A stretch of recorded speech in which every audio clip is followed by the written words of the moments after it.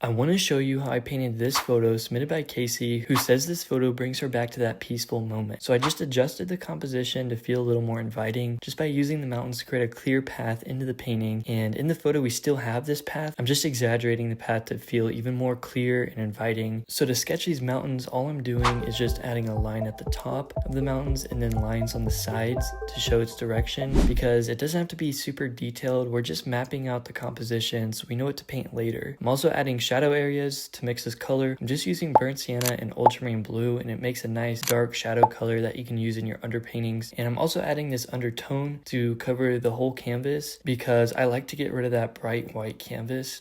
So not only do these initial steps guide the rest of the process and show us, where to paint the mountains and their direction and where the shadows and light areas are going to go, but it also provides this warm feeling that kind of shows through the rest of the layers, and I think that'll bring Casey right back to this moment. So I spent a lot of time mixing the sky colors before painting the sky, and this is because you really don't want your colors to be too saturated or desaturated. So what I mean by this is you don't want the colors to be too intense, even though they might feel intense in the photo. You don't want to use paint straight out of the tube. You don't want to desaturate your colors too much either. So you want to add the right amount of white to create a tint. And tint is just any color mixed with white. So I recommend spending a lot of time trying to get the ratio between white and the colors correct before painting the sky. And yeah, so white will also desaturate the colors just a little bit. But what I like to do is go a little lighter than the photo and then glaze transparent saturated colors over the sky. This will almost make the sky look like it's glowing, and you'll also see me use this technique in other areas of the painting. So I started on the mountains, and I'm just going back and forth between darker opaque layers and lighter transparent layers, similar to the technique that I used in the sky. And it's just because the mountains are kind of two colors at once. They're the darker color underneath and then the lighter, warmer color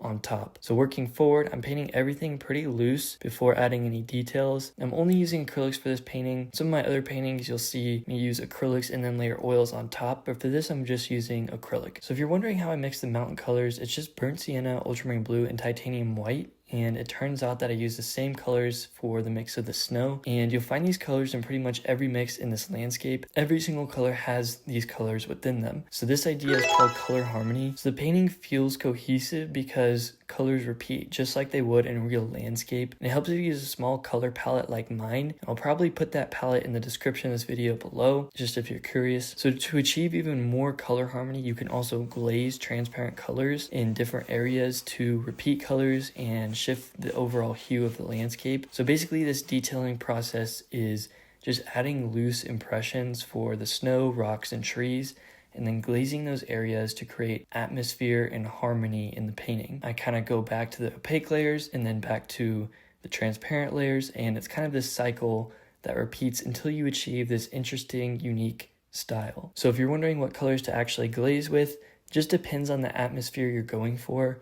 For this, I'm using a lot of burnt sienna just because it provides that orange, warm sunset feeling. And I'm also using a lot of purples and blues in the shadow areas. And by the way, all you have to do to glaze is just add water to your acrylic paint, and it makes the paint transparent. You just apply that to the canvas and kind of spread it out until you get the right transparency. So that's also why I'm using acrylics, just to layer quickly, because I think this painting is all about the atmosphere, that warm, colorful sunset feeling, which is sometimes best achieved through many layers of transparent washes of paint. But I'm not only thinking about the atmosphere, I'm also trying to think about the journey that I'm bringing the viewer on when they look at the painting. And in this painting, it kind of starts in the foreground and leads back on this path into the colorful sunset in the background, which is something I like about the composition. So whenever you're designing a composition, see if there's a way to lead the viewer from the foreground into your painting with some sort of path. And ideally, this path will lead to your focal point, which is the main focus of the painting. For this painting, it's the sun. So if you want to learn more about my process in more detail, grab my free landscape painting blueprint. If you want courses, a supportive community, painting challenges, access to ask me any questions, join the landscape painters group. And if you want to send me photos to paint in my next video, then submit the form. All of that is linked in the description below.